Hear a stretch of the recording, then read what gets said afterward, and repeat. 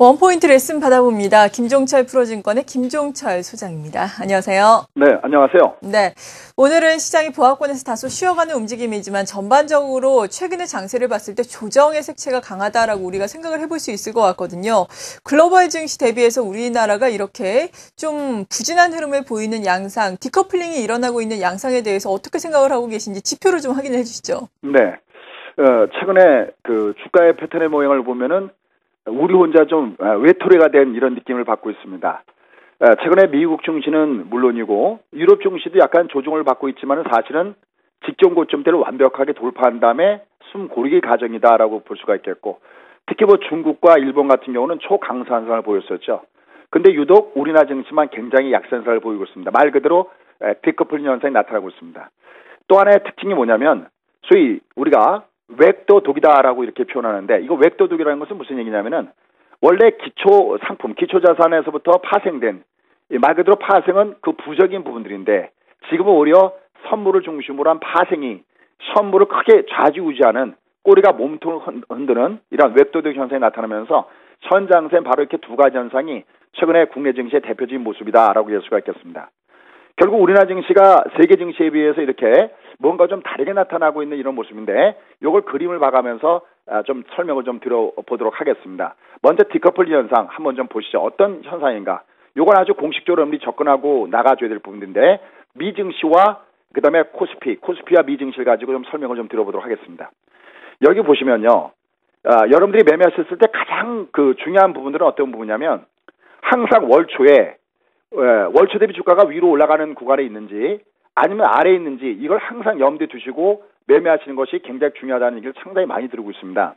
지금 보시면은 월초 중심으로 해서 미 다우지수 같은 경우도 위로 올라가고 있습니다. 그러니까 월봉상 양봉의 영역권대로 보여주고 있죠. 근데 국내 증시는 월초 대비 아래로 내려가는 음봉의 영역을 보여주고 있고요. 특히 또 하나의 필요한 조건이 뭐냐면, 이 생명사에 일컬어지는 21평선의 기울기가 우상향을 보여줘야 되는데 지금 미 증시는 이 선이 상향을 보여주고 있습니다.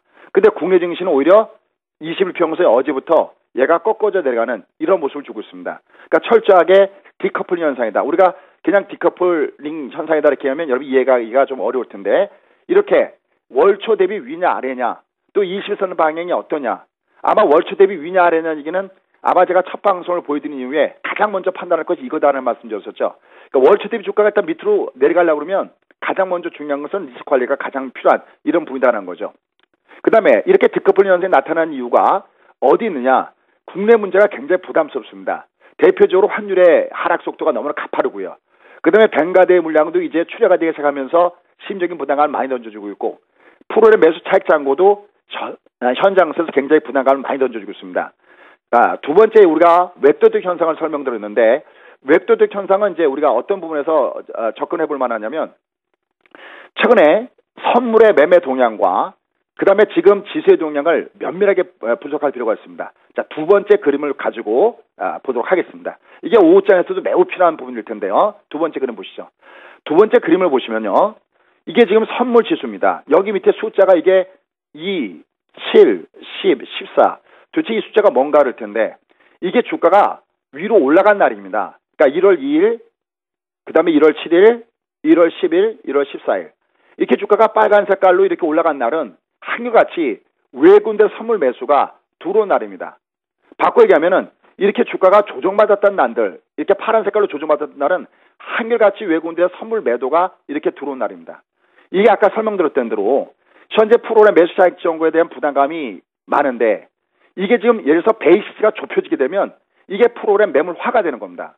그러니까 상대적으로 선물 지수가 어떻게 움직이느냐, 그 다음에 선물 지수에 대해서 외군들의 매도가 얼마쯤 들어오느냐, 이걸 보셔야 된다는 거죠. 그래서 당분간은 외군들의 매매가 천엔천의 동시 매수, 즉 선물도 매수하고 선물도 매수는 천엔천의 모습을 주기 전까지는, 아직까지는 여러분들은 다소 매매를, 방어적인 매매를 하시는 것이 아직은 좀 필요한 구간에 있다는 것을 염두에 두셔야 되겠습니다.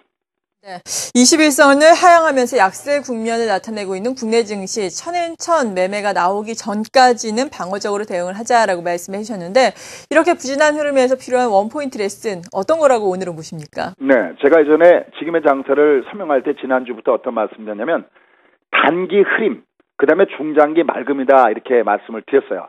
그러니까 지금 단기적으로는 흐림 상태에 있거든요. 어제 같은 경우도 종가 무렵에 외국인들이 선물 매수해서 매도로 끌어지면서 상대 주가가 밑으로 밀려 내려가는 모습을 보여줬거든요. 단기적으로는 분명히 흐림입니다. 그러면 지금 추세는 어떻게 되느냐? 추세는 여전히 살아있어요. 이걸 우리가 한눈에 그래프를 볼 수 있는 것이 있는데 요건 그래프를 보면서 직접 제가 설명을 드리겠습니다. 왜 단기적으로는 흐름인데 중장기적으로는 맑음이냐라는 거죠. 바로 그것은 역할 전환입니다. 지금 장세를 보시면 바로 역할 전환 과정을 설명하기에 좋은 이런 모습을 갖고 있습니다. 요거 그래프 잘 한번 보시기 바랍니다. 이 현재 주가의 패턴의 모양을 보면은 항상 어떤 거든 간에 주가가 제대로 상승단 상승을 주려면 3단계 과정을 보입니다. 지금 보면 얘는 계속해서 위에서 매물 건대가 이렇게 삼각형의 수렴형으로 이렇게 위에서 내려누르는 모습을 보여줬어요. 이게 오늘 여기 표시 1이라고 넣어져 있죠. 이게 지금 돌파의 과정입니다. 그러니까 역할 전환을 우리가 알기 위해서는 과거의 저항선이 지선으로 역할 전환되는 게 필요하다는 거죠. 그 첫 번째가 바로 돌파의 과정입니다. 그럼 지금 어떤 과정이냐? 이게 이렇게 자주 이런 말씀드리죠. 우리가 AR, SDN 이거 아주 자주 말씀드리는데 첫 번째 지금은 이 상단의 이 채널 건대를 이미 돌파한 상태에 놓여졌습니다.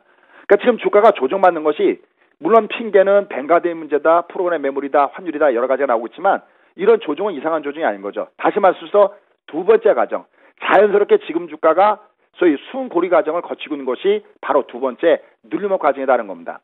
그러면 3단계 뭐냐? 다시 N자형으로 얘가 돌파를 해줘야 된다는 거죠. 그러니까 현재 주가 패턴이 첫 번째 1단계가 돌파, 그 다음에 2단계가 눌림목, 그 다음에 3단계 이 녹색 선이 나중에 나야 된다는 거죠.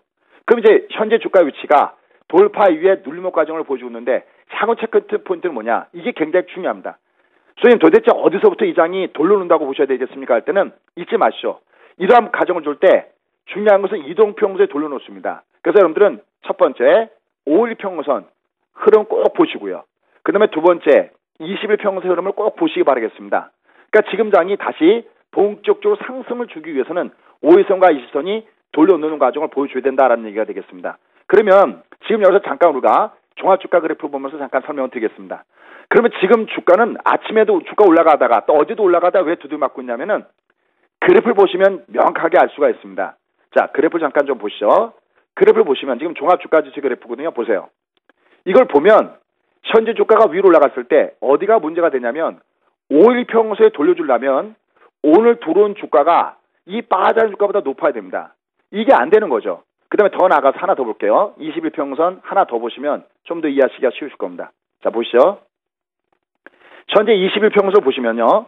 현재 들어온 주가는 여기에 있는데 빠져나가는 20선의 주가는 이 앞에는 괜찮았어요. 이 앞에는 소위 기저현상. 이게 낮게 형성됐기 때문에 20선이 올라가면서 내려가서 잠깐만 들어줬는데 이제는 오히려 21평선이 위에서 꺾어진 현상을 주기 때문에 이게 매물이 된다는 거죠. 그러니까 당분간 얘가 올라갈 때 왜 리스크 관리를 아직까지는 해줘야 되느냐라는 거는 이동평선이 돌지 않기 때문에 그렇습니다. 그러면 어디서 내가 공격적인 매매를 할까 할 때는 현재 들어오는 주가가 빠져나가는 주가에 비해서 괜찮아졌을 때, 즉 일단 먼저 얘는 저점을 안 깨고 옆으로 지는 게 중요합니다. 그 다음에 이동평선 돌 때 그때부터 공격적인 매매를 하시고요. 당분간은 조금 좀 방어적인 매매에 주력한다. 다만 지금은 흐름의 과정이 있고 아까 말씀드렸던 대로 역할 전환을 하기 위해서는 중장기로는 긍정적인 마인드는 유지하는, 하지만 단기적으로는 조금 좀 방어적인 매매를 좀 더 병행하는 이런 쪽에다가 무게중심을 두시면서 대응하시기 바라겠습니다. 네, 원포인트 레슨 김종철 프로증권의 김종철 소장이었습니다. 감사합니다. 예, 감사합니다.